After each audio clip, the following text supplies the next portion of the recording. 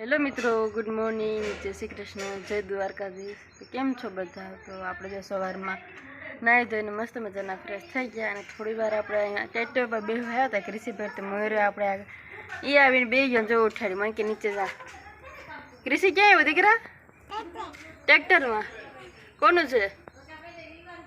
કોનું ટ્રેક્ટર છે બેટા? મારું? ખોટું બોલ, માજો બોલ, કોનું છે દીકરા? તારું છે। અને પછી આપણે જો ખેતરમાં ચક્કર મારવા આવ્યા તો આપણે જો આમરી જોઈએ તો કૃષિક મારા આમળા ખાવા તો પછી જો આપણે આમળા પણ ઘણા બધા છે, ઊંચા છે, બહુ ઊંચા છે। પછી કૃષિને તોડી દીધા તો કૃષિએ તો ખાવાનું ચાલુ કરી દીધું। ક્યાં કૃષિ જતો મોઢું કરે ખાટા લાગી હતી? ખાટા લાગે ને? ક્યાં તારા હાથમાં ક્યાં છે? કેટલા છે? એટલા છે? પછી એરે મારા હાથમાં છે પણ કૃષિએ ખાટા લાગ્યા।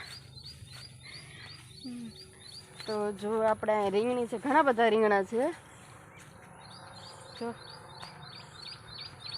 દેશી રીંગણા નાના ઘણા બધા રીંગણા છે। જો તો આખામાં જો રીંગણી ને એવું છે। હેલો મિત્રો, તો વ્લોગની શરૂઆત અલ્પાએ કરી દીધી છે અને આપણે મસ્ત તૈયાર થઈને બાબા અમરનાથના દર્શન કરવા માટે નીકળી ગયા અને ફાઇનલી ત્યાં પહોંચી ગયા અને મસ્ત ડેકોરેશન કરેલું હતું અને મેં બે હાથ જોડી બાબા અમરનાથના આશીર્વાદ લીધા। હમણાં પૂગી ગયા મસ્ત મજાના ચાર થઈને। હવે આજે એટલી બધી ટ્રાફિક છે પણ દર્શન થઈ જાય તો સારું।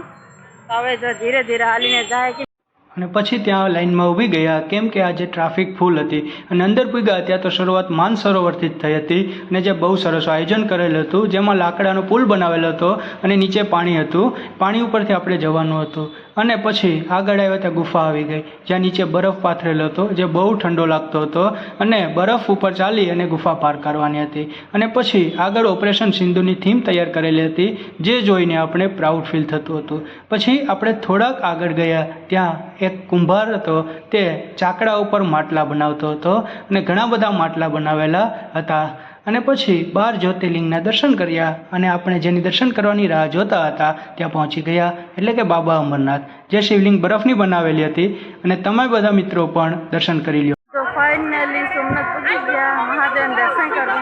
પણ આજે એટલી બધી ટ્રાફિક છે કે આપણે અંદર જાઓ દર્શન બહાર આવે એમ કૃષિભાઈ તો જોડવાનું ચાલુ કર્યું।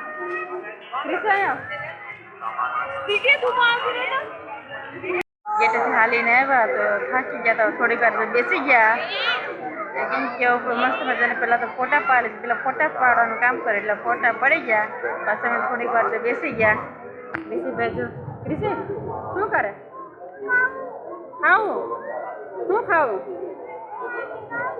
શાક ખાવું? હવે અત્યારે કે મારે શાક લેવા જાઉં દીકરા?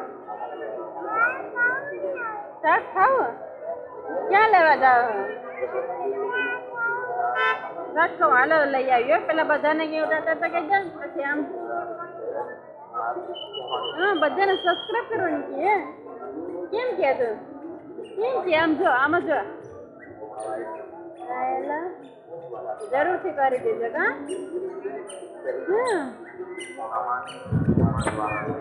એવા બધા પેટ પૂજા કરવામાં તો બેસી ગયા। હા કૃષિ ભૂખ લાગી ગઈ ને? ખાવું શાકને રોટલી ખાવી હતી તો શાકને રોટલી ક્યાં લેવા જવા એટલે તમે નાસ્તો કરવા બેસી ગયા। ચાલો બધા નાસ્તો કરવા। તો આપણે દર્શન કરી અને બહાર આવી ગયા અને બહાર આવીને જોયું તો ઘણું બધું વેચાતું હતું જેમાં રમકડા, ખાવા પીવાની વસ્તુ આ બધું હતું પણ બધાથી વધારે તો રમકડા જ વેચાતા હતા કેમ કે બાળકો જોઈ અને રમકડા લઈને એટલા માટે। કૃષિભાઈ ઊંટ ઉપર બેસીને ફોટા પાડવાનું ચાલુ કર્યું। કૃષિભાઈ હા કૃષિ મજા આવે ને? ત્યાં મજા આવે? હા એલા પછી જો કૃષિ ઊંટ ઉપર બેસી ગયો। બધાને ટાટા કહી દો। આપણે જો કૃષ્ણ ભગવાનનું બાજુ આપણે તૈયાર કરી લીધું ફૂલથી હણગારીને તો કેવું મસ્ત કરી લીધું આપણે। તો આજે આઠમ છે તો આપણે કૃષ્ણ ભગવાનને આપણે વગાઈ બદલાવી નાખ્યા છે તો જો આજે આપણે એમને વાસા બધા તૈયાર કરીને તો કેમ મસ્ત આપણે બેહાડી દીધા છે। આજે આઠમ છે તો આપણે કૃષ્ણ ભગવાનને કાનાને પણ તૈયાર કરવો પડે ને તો જો આપણામાં કાનો લેખો છે પણ ફૂલ ને બધી હરખા થાય એટલે નહીં દેખાય એટલા બધા। તો કેવો મેં કૃષ્ણ ભગવાનનો બાજુ હણગાર્યો એ કહેજો, જરૂરથી કોમેન્ટ કરજો। અમારો આજનો બ્લોગ કેવો લાગ્યો એ જરૂરથી કમેન્ટ કરજો અને લાઈક શેર અને સબસ્ક્રાઈબ કરવાનું ભૂલતા નહીં. Good night, Tata, bye bye. કાલના બ્લોગમાં મળીએ.